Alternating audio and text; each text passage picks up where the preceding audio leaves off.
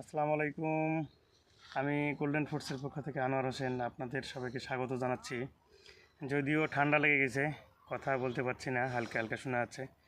এটা হলো আমাদের গোল্ডেন ফুডসের বাগান, আমি যেখানে আছি, এবং এইখানে ৩৫০০ গাছ আছে আমরুপালি, বাড়িফোর, ব্যানানা ম্যাঙ্গো।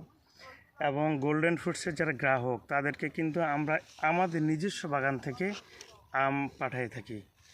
আমি আজকে বাগানে আসছি, অনেক সুন্দর, গাছের চেহারা অনেক সুন্দর হয়ে আছে, এবং আপনারা দেখবেন যে আমগুলো সুন্দর স্বচ্ছ।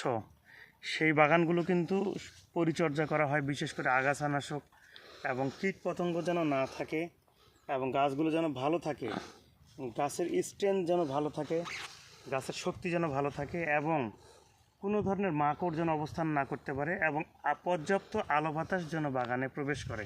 তাহলেই একটা আম খেতে যেমন সুস্বাদু হবে, তেমন ফলের উৎপাদনও বৃদ্ধি পাবে।